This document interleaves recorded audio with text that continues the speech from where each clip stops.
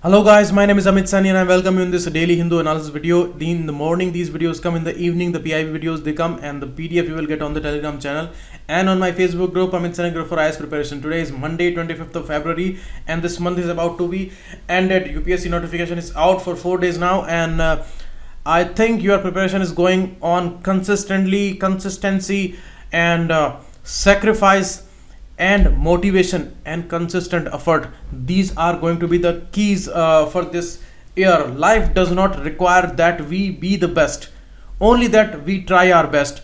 Nothing can be said better than that, because you only become better. You are never the best. Remember this, always a better version can be there if you put your effort, because nobody in this world is perfect, and you can try to become better and better and better, and for that you try your best. Always you try your best and you become better than what you are. And you see, consistently when you follow this betterment, then you would obviously become the best in this world, and that is the only thing that all successful people would admire, they would follow, and they would apply this in their lives. And you see, if it is about the examination, if it is about the life, if it is about the particular goal of any kind, then consistency and consistent motivated effort for this betterment always makes you best. So never try to remain best, always try your best. Always keep your focus on your working, keep your focus on your karma is gonna give you the fruit. No, that is why it is said that never care about your result, never care about your fruit. Always care about your work, how you are performing, what is your performance, what is the hindrances, what are the hindrances, and what is your capability of pursuing your karma. And that is the real thing. If any kind of appreciation, any kind of trouble you face during this execution, then try to deal with that. But anyhow, make your performance the best performance of yourself. Okay, and obviously you would become best. These are the numbers of StudyIQ. There you can call and you can ask for these pen drive courses. And extremely important time is going on, very less time, and these courses are gonna help you a lot at this time. Now the MCQs that I gave to you yesterday, the National Tiger Conservation Authority (NTCA) has stated in the Supreme Court that spotted cheetah, you see, cheetah is no more there. Asiatic cheetah is an extinct animal, and from Africa, where these are only found these days, from Africa this is being reintroduced in India, and this Noradehi sanctuary is in Madhya Pradesh. You see, whenever you would see cheetah you would only see in some dry areas, some desert areas, and very less vegetation is there. Mainly these are the tropical areas of Africa, these grasslands and all. So only in these kind of areas the cheetah can be reintroduced. So Noradehi sanctuary is in Madhya Pradesh, and D none would be the correct answer here. Next, based entirely on donations, which country sends world's first privately funded mission to moon? This country is Israel, and it's a first privately funded mission. It is totally going on with the help of donations given to it, and it is going to be the controlled landing on the moon. And now Israel is joining the list of these countries like USA and Russia, China, and very soon India also. There is going to be controlled landing on the moon. Next, Pelindaba Treaty is regarding the uranium, which is essentially controls the supply of it from Africa to the rest of the world. This Pelindaba Treaty was done because a lot of resources are available in Africa, and uranium is one of the most important there. And you see, uranium is one of the most expensive thing in the world, and it is not blood diamonds or migratory species, it is uranium. The A is the correct answer. Next, consider the following statements with respect to Mahila Samriddhi Yojana. This Yojana is regarding the women entrepreneurs, and especially they should come from the backward classes of India. And important is, it is done by National Backward Classes and this Development and Finance Corporation. It is not Minorities Development. Remember this. That's why this option would be wrong here. And this scheme, government provides microfinance, that is particularly right, because through the help of self-help groups, these are given this microfinance, and these banks and all, they would be giving credit to these classes. So only 2 is going to be the answer here. Okay, Next, the Asian Infrastructure Finance 2019 report. Obviously, it is published by AIIB, the important bank floated by China 3 years back, and one of the most important institution in the Asia today. And it is especially for the infrastructural investment, and India is one of the biggest beneficiary of it. It notes that the trade frictions and market volatility. Yes, perfectly right. It is talking about this volatility, and it is also talking about some positive linkages which are being developed between Europe and Asia. So that is also important. And third one is also right. It is talking about the geopolitical tensions, these tariff wars, trade wars, and all these negative conditions around the world which are actually rising. These speculations about the international trade, and these investors, they are finding it difficult to trust any nation, any policy in the world. So that is why it is growing the investors caution. So all these three are right, and D, all the above, is the right answer. Now these words that I found, try them into sentences. Now about the important articles. After Pulwama's sorry response, we are going to talk about it. GS paper 2 link is there, and deodorizing seaways, again important for the GS paper 2 and 3 both. Very important issue. And next, safety nets. It is talking about the unregulated deposit schemes, and this ordinance that has been promulgated by president. So we are going to talk about this, important for GS paper 2 and 3 also, because it is the economy issue also. And terror timeline. It is regarding the FATFs, the Financial Action Task Force, working in Pakistan's being in the grey list, and the threatening to put them into the blacklist. So we are going to talk about this issue, would be important for the GS paper 2. And this issue we are going to take later. It's important issue, but somehow related with the Kerala, and this is not important for us. So these are the things we are going to discuss, and that's not important for us. And this article you can study for fun. It is regarding the Bollywood's condition. Next, after Pulwama, a sorry response. The writer is Radha Kumar. She was a government interlocutor for the J&K problem. Okay, so that's a very important thing. What she observes today, that is something different as according to her, because whatever should have been done here, that is not being done, and the thing that is present, that is confusion, that is uncertainty, that is total instability, and this anger and total mismanagement of the situation that she is observing. She says that the government and the opposition must state their policy for security and reconciliation in Jammu and Kashmir. So opposition also with the government, because it is not going to be handled only by the government, and a total consensus is needed. But you see, all parties are responsible for this, but somehow the condition was under control 4 years back. But now after 4-5 years, for the last 4-5 years, whatever is going on, according to the writer, these things are not good, because the developments are like when Union Law Minister Ravi Shankar Prasad says that 475 terrorists have been killed between 15 and 18. But he does not mention here that there were only 200 armed youth who was taking arms against the state, and these local recruits mainly, they were only 200 in number from 2008 to 13. But now their number is consistently rising, and the numbers are rising for the security forces personnels who are killed. 358 between 14 to 18, within 4 years 358 are killed, and this is almost double the number from these preceding years. 93% rise is there, and that's really unfortunate and very much a scary number.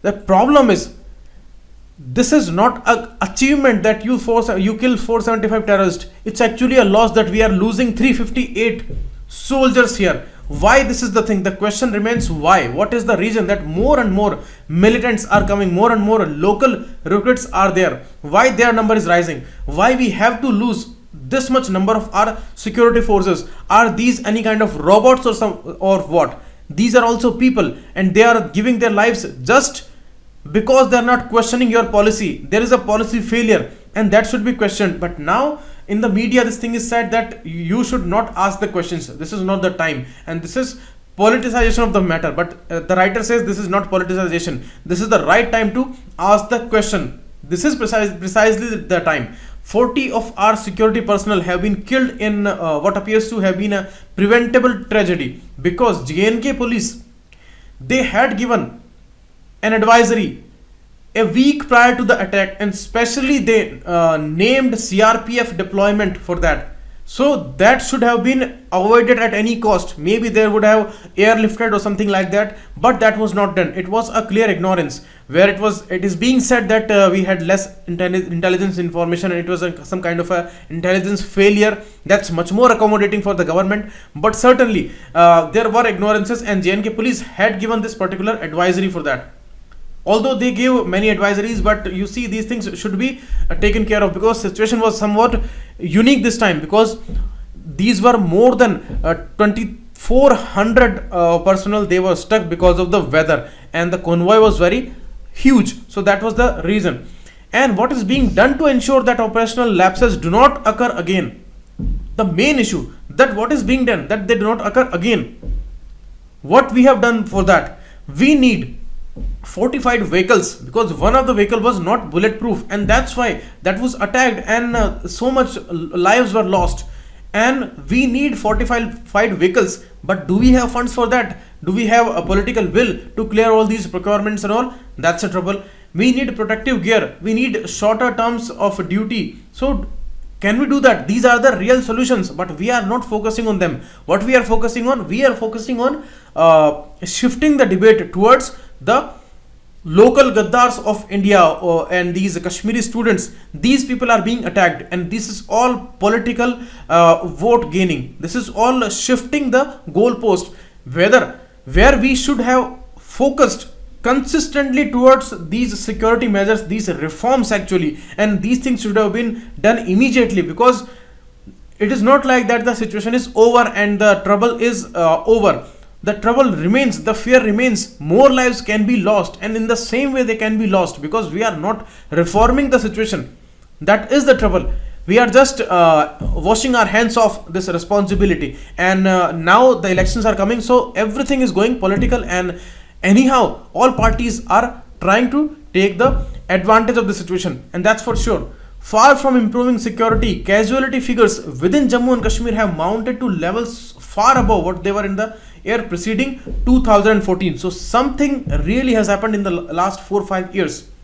Now the writer is talking about all these issues. You see, these infiltrations, they have continued to rise, and around 400 between these 2 years, 16 to 18, 1700 terrorist attacks, 1700, and that's a record. And why these things are happening now, these questions, they should be asked, that why this much big failure, and why you are not considering it as a failure. That is the biggest trouble. They are continuing with the same thing, and the question that all scholars are asking, that why don't you explain about this Kashmir policy? Do you have any kind of policy? We are told New Delhi is engaged in coercive diplomacy. The particular phrase that they are using, coercive diplomacy, to make the Pakistan government suffer diplomatic and economic consequences. But the writer is asking that, tell us how this is different from the past statements. Either they don't know what coercive diplomacy is, or they think we are the people who do not understand this coercive diplomacy. But the writer says that we understand what is coercive diplomacy, and we understand, and we can suggest what you people should have done, and what you people are doing instead of that we can explain here. That balance of trade situation is actually in favor of India with the MFN status.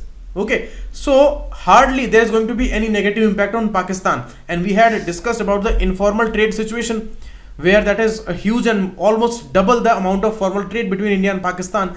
So there is hardly going to be any kind of impact there. And the issue of Indus Water Treaty, as this hype is being created in the media that if the government is doing anything about it, and they have stopped the water, and the Pakistan is gonna cry, and all these people, they are going to be and die of thirst.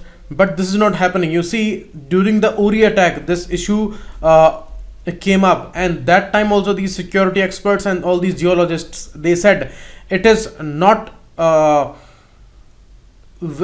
possible very early. It needs a major thousands of crores of rupees investment. We need infrastructure, because these are not simple taps, these are rivers, and we cannot stop the flow of rivers so easily, and that can hardly be diverted through any other side, because we need dams, big dams here, and this is the geologically very sensitive area, and it's a major challenge to create those infrastructures. But still, we hardly have those kind of infrastructures that we can stop the water. We have some, but we need much more, and it will take minimum 4 to 5 years to create those when we have political will and we are investing into it. So it is easier said than done. And where we are actually given this order to buy these Kalashnikov rifles from Russia. So here the writer asks that what about your coercive diplomacy? Have you asked Russia to stop giving these weapons to Pakistan? If that pressure we could have created on Russia, then only we can say that we are actually executing the coercive diplomacy and we are cornering Pakistan everywhere. But we are actually having the consequences of our steps. International Olympic Committee, as it has done for 2 events, okay, in New Delhi, where we did not give visas to Pakistani shooters, and after that IOC has actually cancelled 2 events of ours, and there we are actually at loss. So these things actually more a hype and less these are steps. We need concrete steps, and when we will take steps, then we would remain silent. That is the thing, because it is the election time, but all are busy in taking advantage of this heightened situation and emotionally provoked situation. That is the thing.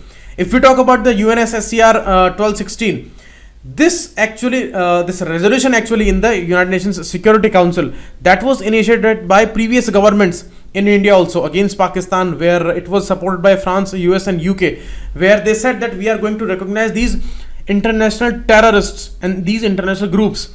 This actually 1567 resolution, it started way back in 1999 and by USA, and when these Afghan groups and the situation of Afghanistan at that time, when it was under threat, and all these terrorist groups like Al-Qaeda and Taliban, they were declared internationally problematic, and the curb and the restriction was on them at that time through this resolution.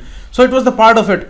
So present government is actually right in persisting with this effort, despite the move having had little impact on Pakistan, because they are continuing with these same things, and these are the only possible things right now. But these things are not started by this government, as the media hype is trying to show to the common people. That is the problem. And with this particular satisfaction that it is going to create among masses out of these media hypes and all these things, then certainly we may lose some things, because we need solid steps, concrete steps today. And without our solid steps and security reforms and guarantee of the future, that these lives would not be lost, and this particular loss of lives, that is not going to happen. If this thing is not assured, then these claims would be hollow. And what about the FATF's norms? This is Financial Action Task Force. As I told you earlier also, 1989 it was started by G7 group, the most advanced countries, and these countries which are in the Security Council also, 4 of them. So the group G7 started it, and at that time it was based on the money laundering issue. But in 2001, when these attacks happened, then the terror financing issue was also added to it. And money laundering and terror financing, these are the 2 important issues today with the FATFs working. And there are grey list and black list. If some country is some country as Pakistan is in the grey list, that means they are under suspicion and they are under monitoring, and some evaluation would follow that they are taking steps against these money laundering issue and the terror financing and the appreciation to these terror groups issue. If they are not doing that, if they are not taking any kind of steps, then they can be put into blacklist, and that can be a great problem economically for Pakistan, because after that all these groups like IMF and World Bank and all, and these credit rating agencies, they are going to downgrade their ratings, and it is going to be very difficult for Pakistan like country if they are counted into this blacklist. Then they would not be able to take loans and all these grants and all these aids from these particular agencies and all these organizations. So that can create a real impact. But you see, we were demanding that bring Pakistan into blacklist, but that was not possible, and only the threat is given to Pakistan, and the time limit is given as October 2019. If Pakistan does not take efforts, then it would be put into blacklist category. And because of this pressure only, Now Pakistan has taken some small steps, and they have actually put some restrictions on these groups of Lashkar Taiba and JEM posts and some madrasas and all. So these are not big steps, these are small steps out of the threat of this FATF only, not by us. And our motive is not solved here, that is solved here, where we were demanding the blacklist for Pakistan, but that was not possible. So these things are showing that whatever should be done, we should do it with much more precision and much more impact and much more seriousness with strategies. Otherwise these things would turn to be very hollow. And the proposal to activate the FTF, it was suggested at the track 2 on Afghanistan in 2008 and 2. What is this track 2? Track 2 diplomacy is actually a particular procedure when informally, when these countries and their important officials, they are contacting these groups, political parties, people, civil society groups and all, and it is out of the official diplomatic system. And this track 2 was started by Arundhati Ghosh's initiative, and this FATF proposal was also at that time. So it was also not started by the present government, but that thing is actually not expressed by the today's media hype. And what this media hype is actually doing, you see, Tathagat Roy, we can explain it here. Tathagat Roy, governor of Meghalaya, openly targeted Kashmir, and he said that we should boycott everything about Kashmir. We should boycott the Amarnath Yatra and all. So we as a state say that Kashmir is the integral part of us, and we are losing life every year. We are losing soldiers for Kashmir, and here the Tathagat Roy says that boycott everything about Kashmir. So what he wants to say here, what he wants to instigate here, what he wants to convey here, that's a problematic thing. And that is why it's an allegation of the government, because governor is actually a post that is totally backed up by the central government. He is actually the nominee of the central government. Constitutionally, the position is like this. And if he is saying something like that and the action is not taken by the government, that means it is the backing by the central government only. And these Kashmiri students and all these groups, as they are calling them Gaddars of our country, they are targeting them more than Pakistan today. The whole focus, whole debate, that is shifted from targeting Pakistan and targeting these militant groups and working strategically and working on these security reforms for these forces. This whole debate is shifted towards the local Gaddars or the Kashmiri students who are living in the main country of India everywhere. So this is the priority that we are taking. These Kashmiri students have become our priority, then Pakistan, then these militant groups. That's a problematic thing, and that is why this is a terrible, Conrad, doing the rounds that Kashmiri political parties are responsible for the militancy in the valley. You see, they have removed security from these separatist groups, although this can be a controversial thing, and I'm also in less support of this argument of the writer when she says that there are no evidences that these people were involved in this Pulwama attack, but you have taken the security, and there is a reason that security was given to them till now, even by the present government also, because these were the important channels to communicate with the normal public of Kashmir, and especially the youth who can be easily radicalized by Pakistan. So that is why these Hurriyat leaders and all, they were important channels, and that's why the security was given to them. And many people have lost lives also from their side. So that is why the security was given. But now, without solid evidences against these people, if the security is removed, and the security is also not given to other political parties and leaders, including the Shah Faisal person, the UPSC topper of 2010, who decided to join active politics. So that can bring a horrible situation and a worse situation than it is today. And you see, the situation is not over, as we had discussed that there can be more attacks, and we are not focusing on the right path, right security reforms and all. So these steps that we are taking, they may not be fruitful as expected, and more it is going to be a pressurizing situation on Kashmir, and certainly these people are going to react to that. And already the situation is very, very complex, and Kashmir would be much more miffed with the country of India, although it is a integral part of the country India. But today the situation is like this, that Kashmir is somehow because of these incidents, and for some part of the history now, in the recent years, it has become isolated as a separate unity where the disturbance is going on a lot, being our part of the nation. But the way the situations are developing in Kashmir, that's a real trouble. Okay, and you see here it is not like that government is not doing anything. That perfectly wrong a statement. Government is doing a lot, but the problem is of the policy failure, and whatever is gonna be done now, it is going to be problematic because the situation is very complex, and because of the inefficient policy till now, the situation has become like this, and the local recruits and all these faithlessness among the Kashmiris, that has become a huge problem, and right now the situation is very difficult to manage. So that is why whatever we should do now, that should be totally focused, and there should be least amount of hype regarding the situation, because we need to focus a lot. We need real resolution of it. We don't need to create a drama out of this Kashmir situation. So that is why we need to focus a lot, and we need to go on a right path of these track to diplomacy like things, and the communication channels like things, and making people much more against the state of India is not gonna solve. The people of Kashmir, if they are becoming much more against the country of India, then it is going to be a trouble. Although it's their own country, but the problem remains isolated here. Okay, so that is the situation that is discussed here, and sustained engagement with the people of the state.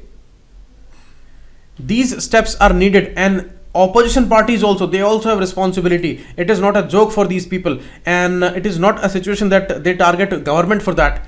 They all need to come together, and they all need to take steps here.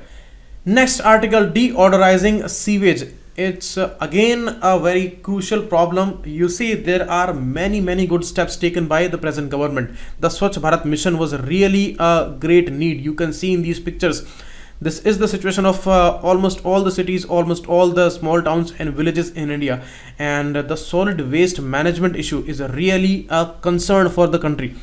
And you see, whatever we are investing in these schemes like Swachh Bharat mission and Amrit mission and all, and for all these densely populated cities, only 2 to 5% money is being given for the solid waste management. That's a real problem. And you see, WHO says 21% of all the communicable disease, especially these diarrhea-like conditions and stunting, wasting of these kids, and especially the hidden hunger and these problems of growth and their weight and height, all these things are related with the poor sanitation condition and poor drinking water problem, contaminated water problem. And one more issue that is rising, you see, nitrogen is an inert gas. It is present there in the atmosphere in the biggest amount, as 78%. But you see, there is a one form that is active nitrogen that can react. So the growing pollutant, as it is becoming, you see, this reactive nitrogen used to be there in the fields when our farmers are using this urea heavily, although that thing has been under control after this neem coated urea situation. But you see, the active nitrogen used to be there a lot in amount, but now this particular amount is surpassed by the active nitrogen that is created in the open sewages and all these untreated waste, and especially it is the sewage that is untreated. We need these kind of solutions as these developed countries they have, and although it's a huge problem for the whole world, this solid waste management, but you see, especially the sewage treatment is of utter necessity. And what actually we have as a solution, you see, all these things lying open, and all these things are reaching up to rivers, polluting our rivers heavily, and that is why 20,000 crore rupees are actually spent on the rivers cleaning like Ganga, Yamuna and all, but there is no result because this filth is reaching up to these rivers, and totally you can imagine, because this is not lost in the air, this will reach up to somewhere, this will reach up to rivers, ultimately to the oceans. And you see how we are dumping these waste on any open place. where there is no claim, where there is no private property, then the dump is a totally you can see as a mountain of garbage in any city, in anywhere, in any particular village. You can see these conditions. Although the Swachh Bharat mission is doing a lot, but the treatment of this particular solid waste, it's a huge problem. You see there is a gap, 78% capacity gap is there. Around 70 to 75% waste is untreated in India. We don't have facilities for that, we don't have infrastructure for that, and we don't have funds for that. In this Swachh Bharat mission, we have got a great labels of open defecation free cities, open defecation free villages, and that's extremely nice achievement. But you see, it is not over only with the creation of toilets. What about the sewage treatment? What about the solid waste management? Only 20% of these toilets are connected to a sewage system. So if 72% are not connected to any kind of sewage system, then where this filth is going to go? It is going to reach up to these rivers, and you cannot stop that, because nobody is going to stop that dirt from going into rivers, because we don't have facilities for that, and who is going to touch that? So that's a real problem. And you see there are less pumping stations, there are less network of drains and treatment plants. All kinds of difficulties we have regarding this particular sector, regarding this particular issue, and we are not focusing on that, and we are only availing 2 to 5% of our fund towards the waste management. That means this is half work done. You suppose that you are preparing the food, but you are not eating, so that is not going to give you any kind of nutrition. So creating toilets and talking about these issues, this thing is not going to solve the issue. You need to bring these treatment plants, and you need to bring these solutions. If you talk about the Amrit scheme, 500 cities were focused, but in these cities, in last 4 years, only 4 have been completed with these plants. Means only 4 cities, only 4 sewage treatment plants, they are completed till now. Only 4 in last 4 years. That's a shameful condition. And what it is going to do, you can imagine. And it is the reply given in the Lok Sabha. It is not a private organization's data, it is the Lok Sabha's data. And you see the numbers, even these numbers are misleading. Out of 212 schemes, 189 are accounted for some states like Andhra Pradesh, Maharashtra, Gujarat, Madhya Pradesh, Rajasthan. Only 6 states. So all others, they are not taking great steps, they are not being serious about this issue, and that is why the mountains are rising for these solid wastes, and this filth is going more and more towards rivers, and that is polluting our drinking water, because rivers are the biggest source available for us for the drinking water. We cannot take water from the oceans, we can only take these water from the lakes and from these rivers.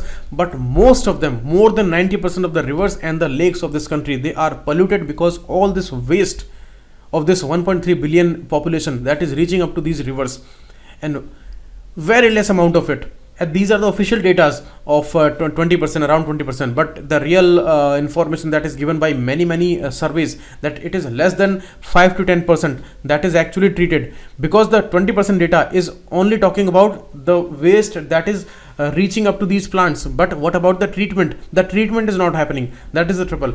And if you talk about the smart cities mission, 2 lakh crore we are going to invest in next 5 years, but only 2.4% of the money is going to be spent on the waste management. So you can imagine what kind of future we have. We are gonna be choked of this filth, or maybe this is gonna poison our waters and all eatables. If you talk about these leafy vegetables like spinach, cabbage, and all these other vegetables which are being grown with this dirty water alongside the rivers and on these river banks, you cannot imagine the Yamuna river's condition. I personally see that condition, that totally black water is flowing into that river, because that river is totally polluted, and with this water they are growing vegetables, and whole city of this Delhi is eating those vegetables. So you can imagine why these cancer incidents are rising consistently. It is not about the climate change, it is not about the lifestyle changes, it is about the filth that we are eating every day, because it is the issue of food security, from where this thing is going to come. And we are not talking about this issue, we are talking about all kinds of luxuries and economic growth, but we are not talking about our waste, as it is not created. You see, maybe progress would not be there, but the waste would always be there, whether it's a developed country or it's a least developed country in this world, that's for sure. So first thing that we need to take care about our waste, and that's why Swachh Bharat Mission was a great thing. But the waste management plan is not there. That main thing is missing in that particular plan. They are only talking about sweeping the floors, but what about the waste management? The fund is not given for that, and the thing is not feasible. So what kind of future you can imagine? You see the dire condition of 20 cities. By 2020, the next year, very next year, they are going to effectively use up all the available water resources. In the PIB data, I'm consistently telling you that for consecutively 3 weeks, our reservoirs, water reservoirs, whatever we have, they are going towards a steep decline in their capacities, and they are working around 35 to 40% of their capacity right now. So how these cities are going to be fed up, and how they are going to avail the drinking water? That's a major issue. And Niti Aayog's Composite Water Management Index report says that only 75% of the households, 75% of the households, they do not have access to drinking water on their premises. They need to go somewhere else for that, and 70% are not getting the piped water, or whether it's a potable water or a different kind of water for irrigation or something like that, but they are not availing. 70% of them are not availing the piped water. Only 30% are having the piped water system. So you can imagine the realities, you can imagine the challenges. It is not about being negative, it is being about truthful, it is being about accepting the troubles. If we are not going to accept these troubles, then certainly we do not have any data, we won't have any kind of focus, so we cannot make any kind of right policies, and we will always thumping our chest. And it's an election time, so these things should be the major focus, and we should evaluate those issues, that how governments perform and what are their claims actually. So that is why these articles are very important. Next is about the unorganized deposit schemes like Sarda and all. You see the huge issue that has been there in the news for many months now, chit fund scam, and all kinds of escalations, all kinds of issues we have seen, administrative wise and political issues, all kinds of troubles we have seen as a tussle between central government and the state government. And there are many more troubles, and mainly they are targeting the poor sections of the India, because they are not actually believing the organized banking system. They are not approaching those systems. They are still going on with these conventional schemes, which are actually attracting these people with many lucrative schemes, and they are saying that we will be giving you 2 times, 3 times, 4 times money in very less period of time. And these schemes are actually hardly beneficial for these people, and rarely they are being honest, and most of the times many people, they lose their money, but they cannot approach anywhere. So you see the ordinance that is being promulgated by president this time, that's a very important one, and it's a positive thing that was needed actually. And President Ramnath Kovind on Thursday promulgated the banning of unregulated deposit schemes ordinance. Here there are provisions of compensation that is to be offered to these victims. Okay, so that's the thing, and they are going to target this huge shadow banking system. Shadow banking means some banking like operations, but these are not organized sector. This is unorganized, and they are not backed up by any kind of a specific law regarding that. You see, chit fund law is there of 1982, and under the state government's regulation these things are working. But you see, mainly the problem is that sometimes powerful people like political leaders and all, they are also involved in this loot, and that's why it's a challenging situation. And this latest attempt by SEMTER to regulate these deposit schemes and to put a curb on these schemes, it's actually a positive step, and bringing it through the this particular ordinance it's a very positive step before the elections. Okay, and you see the ordinance is okay, the step is very right, and that is totally needed. This should have done earlier also, but the thing that is going to be important is the proper implementation. Everything is going to depend largely on its proper implementation. So that's the main issue here. And in the past there have been several cases of politicians acting in cahoots, and actually they were conspiring against these poor people, and they were looting these people in a systematic way. But that system is totally flawed, and that's unorganized system. That's why this particular ordinance is very, very important. Now the issue of FATF and the terror timeline. You see, they are talking about the grey list and the blacklist that I explained to you in the previous article. And you see, they are saying that 10-point advisory is given to Pakistan, and this deadline of October 2019 is given. If it is not going to take any kind of right steps against these terror financing and these terror groups, then certainly the Pakistan is going to be targeted, and they are going to put that into blacklist. And then it is going to be very difficult for Pakistan in these challenging situations where Pakistan is going through a lot of economic stress. Okay, so that's why out of this pressure they are taking some steps against these groups, but these are not solid steps. And the speech given by their ministers, given by their journalists, and given by even the Prime Minister Imran Khan, it is not showing any kind of sincerity regarding these issues, and they are not totally conceding the argument that they are promoting the terrorism and its financing and all these groups. So the issue that I have explained to you totally here. Next, the data regarding the SBI's plans. NCERT, SBI is going to approach National Company Law Tribunal for this Jet Airways debacle. You see, big articles are going to come regarding this issue, because Jet Airways is in deep trouble now. They don't even have the operational funding capacity. And you see, under this insolvency and bankruptcy code, the NCLT measure was there, National Company Law Tribunal, because all these issues of insolvency and the NPS and all, they are going to reach up to NCLTs regarding all these companies. So SBI is actually trying to recover its loans, and it is approaching NCLT. Okay. Next, the issue regarding the copper. You see, the CMD of Hindustan Copper Limited, he is telling that right now only 5% of our demands are met by our domestic production, but it is going to reach up to 30%, 25% increase, because 5,500 crore rupees are being invested into mining expansion plan. So the thing that is important for us, that what are the areas where the copper production is happening. In the Aravali's, and mainly the district of Udaipur and this Jhunjhunu district, here are two important mines, Khetri mines and Kolihan mines. These are there, the major production is there, and this HCL company is working here.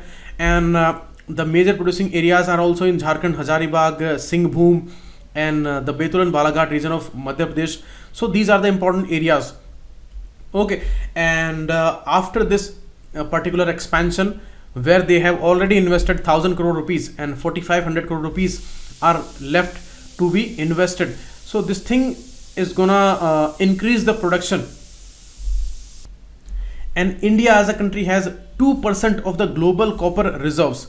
So that's a very positive thing. But you see, always the issue is of the commercial viability. You see, in the Kolar mines of Karnataka, there is gold, there are gold reserves, one of the biggest reserves, but the commercial viability is not there, because the mines are so deep, and extracting gold from those mines is very, very expensive. It is much more expensive than the cost of the gold. So that is why we are not extracting much of the gold there. And this was the issue with the copper mining also, but they are solving these issues with the capacity increase. And next information, you see, many big articles are going to come, because the visit is going to happen again between Kim Jong-un and Donald Trump. Both are very controversial leaders in this world, and after this much escalation, if these things are going into this much positive direction, then nothing can be better for the world order. And rarely it's a great time